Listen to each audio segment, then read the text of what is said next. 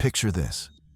You're driving through the desert at 2 a.m., your eyes burning from exhaustion, and you pull into a rest stop just to splash some cold water on your face. But when you lean over that grimy bathroom sink and look up into the mirror, your reflection doesn't move when you do. It just stands there, staring back at you with your own eyes, wearing your own face. But it's not you anymore. Have you ever wondered what would happen if the one thing you trust most, your own reflection, suddenly betrayed you? That split second of disconnect between what you expect and what you see can shatter your entire sense of reality. And that's exactly what happened at Desert Mile Rest Stop, where travelers have been losing more than just their way. The bathroom mirror there doesn't just reflect your image. It takes something from you, something you can't get back, something that makes you question whether you're still the person who walked through that door. Desert Mile Rest Stop sits abandoned now along Interstate 40, a forgotten way station between nowhere and nothing. Its parking lot cracked and sprouting with desert weeds, its vending machines dark and empty. But the bathroom lights still flicker on when you push open that rusted metal door. The locals won't stop there anymore. Not after what happened to Michael Torres that October night, when he was just trying to make it to Phoenix before dawn. His story isn't unique, though. Truckers whisper about it at diners, families take detours to avoid it, and state troopers won't respond to calls from that location after dark. What you're about to hear will make you think twice before stopping at any rest area again, especially one where the mirrors seem just a little too clean for a place so forgotten. If these stories keep you up at night, hit that subscribe button and join our community of night travelers. Michael Torres had been driving for 16 hours straight when he finally gave in to his body's desperate need for a break. The endless black ribbon of Interstate 40 stretching before him like a tunnel through the void. And as he pulled into Desert Mile Rest Stop, his Honda Civic's headlights swept across the empty parking lot, illuminating nothing but cracked asphalt and a lone streetlight that buzzed and flickered like a dying insect. The October wind carried the smell of creosote and something else, something metallic and wrong, and that made him hesitate before turning off the engine. But his bladder was screaming, and his eyes felt like they were filled with sand. So he grabbed his keys and stepped out into the cold, that Dulco desert night. The bathroom door shrieked on its hinges when he pushed it open, and the fluorescent lights stuttered to life overhead, casting everything in that sickly greenish glow that makes even healthy skin look corpse-like. But what caught his attention wasn't the graffiti on the stalls or the broken tiles on the floor. It was the mirror above the sink, pristine and spotless in a room where everything else was coated in years of neglect. Michael turned on the faucet, and rusty water sputtered out before running clear. So he cupped his hands and splashed the cold liquid on his face, feeling it shock him back to alertness. But when he straightened up and looked into that impossibly clean mirror, something was wrong. His reflection was still bent over the sink, water dripping from its face, frozen in that moment just before he'd stood up. He blinked hard, rubbed his eyes, looked again, and now his reflection was standing upright like him. But its expression was different. The corners of its mouth turned up in a smile that Michael wasn't making, a smile that grew wider as he watched, revealing teeth that seemed too sharp, too many, arranged in his familiar face like broken glass. His hands gripped the edge of the sink so hard his knuckles went white, and he wanted to run, every instinct screaming at him to get out. But he couldn't move. Couldn't look away from those eyes that were his but weren't his. Eyes that held an intelligence that had never belonged to him. And as he stood there paralyzed, His reflection slowly raised its hand and pressed its palm against the inside of the mirror. Michael felt a pulling sensation, like something was being drawn out of him through his eyes, through his skin, through every pore. And the bathroom lights began to flicker faster, creating a strobe effect that made his reflection appear to move in jerky, unnatural ways, reaching forward, pressing harder against the glass, which began to bulge outward as if it were made of liquid rather than solid matter. And Michael finally found his voice and screamed. But the sound that came out wasn't his. It was the sound of wind through empty spaces, the sound of abandonment itself. The mirror's surface rippled like disturbed water, and Michael's reflection stepped through it, emerging into the bathroom with a wet, sucking sound that made his stomach turn. And as this thing that wore his face stood before him, dripping with some viscous substance that wasn't quite water, Michael stumbled backward until his spine hit the bathroom door, his real hands fumbling for the handle, while his doppelganger tilted its head at an unnatural angle, studying him with predatory curiosity. The fluorescent lights above cast two shadows from the creature, one that moved normally and another that seemed to lag behind, creating a nauseating double image. And Michael noticed with growing horror that his own shadow had begun to fade, becoming translucent like a photograph left too long in the sun, while the thing that had emerged from the mirror grew more solid, more real with each passing second. It opened its mouth to speak, and Michael heard his own voice, but distorted, layered with harmonics that shouldn't exist in human speech, saying words that seemed to bypass his ears and embed themselves directly in his brain. You've been wearing this face for so long, but it was never really yours, was it, Michael? Just borrowed flesh, temporary housing for something that doesn't belong here. The creature reached out with Michael's hand, its movements too fluid, too graceful, like it was remembering how to operate a human body.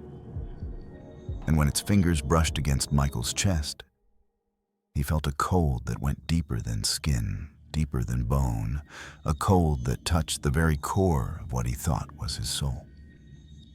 His legs gave out and he slid down the door, watching helplessly as his reflection, no, not his reflection anymore, something else entirely, walked to the mirror and examined itself with satisfaction, running fingers along the contours of its stolen face, while Michael's own features began to blur, to shift, becoming indistinct like a painting being washed away by rain. The thing turned back to him one last time, and Michael saw in its eyes, his eyes, an ancient hunger, a patience that had waited behind glass for decades, centuries perhaps, feeding on the brief moments when exhausted travelers let their guard down, when the barrier between what is and what reflects grows thin. The mirror remembers everyone who's looked into it, the creature said in that horrible chorus of Michael's voice. And now it will remember you forever, trapped between the silver and the glass, waiting for the next tired soul to splash water on their face at 3 a.m. Michael tried to scream again, but no sound came out. He looked down at his hands and saw them becoming transparent, his body converting into something like light, like reflection itself. And as he felt himself being pulled toward the mirror, drawn into that impossible space behind the glass, he understood with perfect, terrible clarity that the pristine mirror in this decrepit bathroom wasn't clean by accident. It was hungry, and it had been feeding on travelers like him for years, taking their faces, their voices, their very existence, leaving nothing behind but another reflection trapped in its silver depths. And as the last of Michael Torres disappeared into the mirror, The creature that now wore his life walked out of the bathroom, got into his Honda Civic, and drove away into the desert night, leaving Desert Mile Rest Stop once again empty except for the bathroom mirror, which remained spotlessly clean, waiting patiently for its next victim. 3 weeks later, Sarah Chen pulled into Desert Mile Rest Stop at 1:47 a.m., her GPS showing another 4 hours to Albuquerque. And she noticed the Honda Civic parked at an odd angle near the bathroom. Keys still in the ignition, driver door ajar like someone had left in a hurry. But what really caught her attention was the wallet on the dashboard with a driver's license showing Michael Torres, the same Michael Torres whose missing person poster she'd seen at the last gas station 50 miles back. The bathroom door stood open, swaying slightly in the desert wind, and against every instinct screaming at her to drive away. Sarah grabbed her phone to call 911, but there was no signal, not even emergency service. Just that strange static that made her teeth ache. So she decided to quickly check the bathroom, just to make sure no one needed help, telling herself she'd be in and out in 30 seconds. The moment she crossed the threshold, the door slammed shut behind her with impossible force. And in the mirror, she saw not just her reflection, but dozens of faces pressed against the other side of the glass, their mouths moving in silent screams, their hands leaving condensation marks that spelled out warnings she couldn't quite read before they dissolved back into vapor. And among them, she recognized Michael Torres, or what was left of him, his features shifting and unstable like a television between channels. The mirror began to hum, a frequency that made her bones vibrate. And Sarah watched in paralyzed horror as her reflection started moving independently, tilting its head with predatory interest while she stood perfectly still. And she realized with dawning terror that it wasn't copying her anymore, but studying her, learning her mannerisms, memorizing the way she breathed, the way she blinked, preparing to become her. She turned to run, but found the door had no handle on this side anymore, just smooth metal. And when she pounded on it, her fists made no sound, as if the bathroom had become separated from the normal world, existing in some pocket dimension where the only law was the mirror's hunger. And behind her, she heard that wet, sucking sound Michael had described in his final voicemail to his sister. The sound of something pushing through from the other side. The reflection stepped out of the mirror wearing Sarah's face, but wrong. The features too symmetrical, too perfect, like an AI's attempt at human beauty.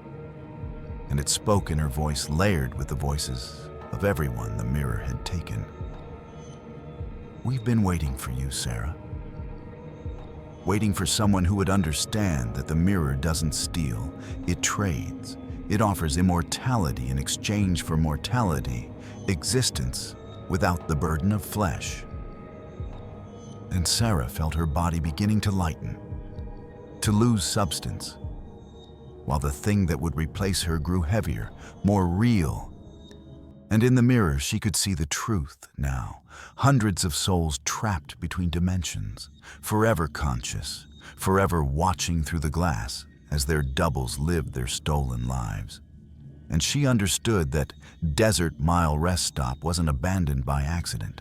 It was a trap, a feeding ground, a threshold between worlds where the mirror entity had been harvesting human identities since the first travelers stopped to wash road dust from their eyes. Sarah's phone began recording on its own, the camera app opening without her touch, documenting her dissolution as the mirror entity circled her with practiced patience. And she realized this was part of the ritual. The mirror needed witnesses, needed the fear to spread, needed more travelers to come searching for the missing, creating an endless cycle of harvest. The thing wearing her face pulled out Sarah's car keys from her pocket without reaching for them. the metal simply appearing in its hand. And it smiled with too many teeth as it explained in that horrible chorus of voices. Your world has rules about conservation of mass, about one object not existing in two places. But here at the intersection, we make trades. Your flesh for our freedom. Your life for our chance to taste mortality again. And you'll watch from behind the glass as I live better than you ever could. Sarah felt her hands becoming translucent, could see the bathroom tiles through her fingers, and in desperation, she grabbed the emergency hammer from the fire safety box, swinging it at the mirror with all her fading strength. But instead of shattering, the glass absorbed the impact like water. Ripples spreading outward to reveal more faces, more stolen souls, including a state trooper, a family of 4, truckers, all pressing against the barrier, their mouths forming the word, "Run." Though no sound escaped. The mirror entity laughed, a sound like grinding glass, and began reciting Sarah's memories back to her. Her first day of college, her mother's funeral, her dog's name, stealing not just her appearance, but her entire history. And Sarah understood that when it walked out of this bathroom, it would be her so completely that even she would doubt which one was real. And in the mirror, she could see herself already fading into the collection, her face joining the eternal gallery of the trapped. With her last solid breath, Sarah managed to scratch a message into the metal door with her keys. "Don't look in the mirror, SC 1023. Hoping someone would understand, but even as she carved the warning, she felt the memory of why she was writing it slipping away, replaced by the overwhelming desire to simply step into the glass and rest forever. The bathroom door swung open on its own, and the Sarah thing walked out into the desert night, adjusting its stolen face one final time before driving away in her car, leaving the real Sarah Chen trapped behind the mirror with Michael Torres and countless others, conscious but voiceless, existing in that terrible space between reflection and reality, where every second stretches into eternity, and the only entertainment is watching new victims walk through that door, powerless to warn them that Desert Mile Rest Stop isn't just a place to rest, but a place where identities are currency, and the mirror is always hungry for more trades, more faces to add to its collection, more lives to steal and reshape into something that can walk in daylight while the original screams silently from behind the glass. Forever part of the mirror's terrible gallery, forever watching their replacements live the lives they'll never get back. The state police found Sarah Chen's car 3 days later, abandoned at a truck stop 200 miles away. The interior pristine except for the driver's seat, adjusted to a height Sarah never used. And when they reviewed the security footage, they saw someone who looked exactly like her, but moved with an alien grace, as if learning to operate a human body for the first time. And Detective Ray Morrison noticed how this person never blinked, not once in 43 minutes of footage, just stared ahead with Sarah's eyes while pumping gas with mechanical precision. Morrison had been investigating Desert Mile Rest Stop for 6 months, compiling reports of 23 missing persons who'd all sent final text messages saying they were stopping there to rest. And in each case, family members later reported strange encounters, seeing their loved ones at grocery stores who didn't recognize them, receiving phone calls where familiar voices spoke in flat monotones about needing to complete the collection, finding social media posts from accounts that should have been inactive, showing the missing people in places they'd never been, living lives that didn't match their histories. The mirror entities were getting better at mimicking human behavior, Morrison realized as he stood outside Desert Mile's bathroom at dusk, wearing a body camera and carrying a sledgehammer, determined to destroy whatever was taking people. But when he pushed open that door and saw his own reflection already waiting for him, standing deeper in the bathroom than he was. He understood with cold certainty that the mirror had been expecting him, had been feeding on his investigation, growing stronger with each piece of evidence he'd collected. The reflection spoke first, using Morrison's voice, but layered with harmonics that shouldn't exist. "We've been waiting for someone with authority, someone whose face could open doors, sign documents, close cases, and you've brought us exactly what we needed. Credibility, access, the power to make the disappeared stay disappeared officially." And Morrison watched in horror as his reflection pulled out a police badge that matched his own. Except the number was different. Older, belonging to a cop who'd vanished here in 1987. The bathroom began to fill with reflections that weren't there. Dozens of Morrison's previous interview subjects appeared in the mirror, all the family members of the missing. But their faces were wrong, too symmetrical, too perfect. And Morrison realized these were practice runs. The entities learning to copy people from his memories, using his investigation as a catalog for future harvests. And behind them all, pressing against the glass like trapped insects, were the real Sarah Chen, Michael Torres, and countless others, their mouths forming his name in silent screams. Morrison raised the sledgehammer, but before he could swing, every reflection moved independently, each one grabbing the hammer in the mirror world, and he felt the weapon growing heavier, colder, as if it existed in multiple dimensions simultaneously. And the Morrison in the mirror smiled as it explained. "Every time someone comes here to investigate, to rescue, to destroy, they make us stronger. Because heroes have the most to lose, the most connections to sever, the most lives we can infiltrate through their stolen memories."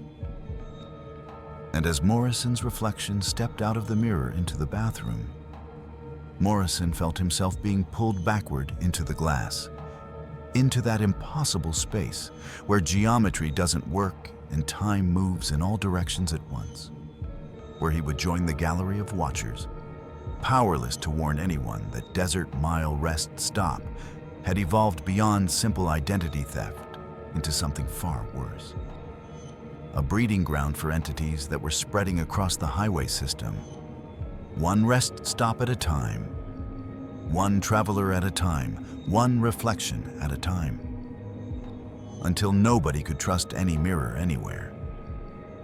Because you never knew if what stared back was really you or something ancient and hungry wearing your face like a mask. The state trooper who found Morrison's abandoned cruiser reported that the rearview mirror had been shattered from the inside out. Glass fragments embedded in the headrest, as if something had exploded through from another dimension. And when the forensics team processed the scene, they discovered Morrison's badge melted into the dashboard, the metal twisted into symbols that hurt to look at directly, symbols that appeared in every reflection nearby, in windows, in puddles, in the glossy paint of passing cars. The Department of Transportation closed Desert Mile Rest Stop permanently, surrounding it with concrete barriers and warning signs. But truckers driving past at night still report seeing lights in the bathroom, shadows moving behind frosted glass. And sometimes, just sometimes, they glimpse familiar faces pressed against the windows from the inside. Faces of people they know are missing, but can't quite remember why. The mirrors spread their influence like a virus through the interstate system. And now when you stop at any rest area between California and New Mexico, when you lean over those sinks to wash the road dust from your eyes, pay attention to that split second of delay, that moment when your reflection seems to consider whether to follow your movements or chart its own course. Because Desert Mile was just the beginning, the first breach in a barrier that should never have been crossed. Morrison's final radio transmission, recovered from his body camera, still plays in my mind. Don't come looking for me. Don't investigate. Don't try to understand. Just avoid the mirrors. All of them. Everywhere. Because once they know your face, once they've tasted your identity, they never stop hunting. Never stop reaching through every reflective surface. Waiting for that one moment when you're tired enough, distracted enough, vulnerable enough to switch places forever.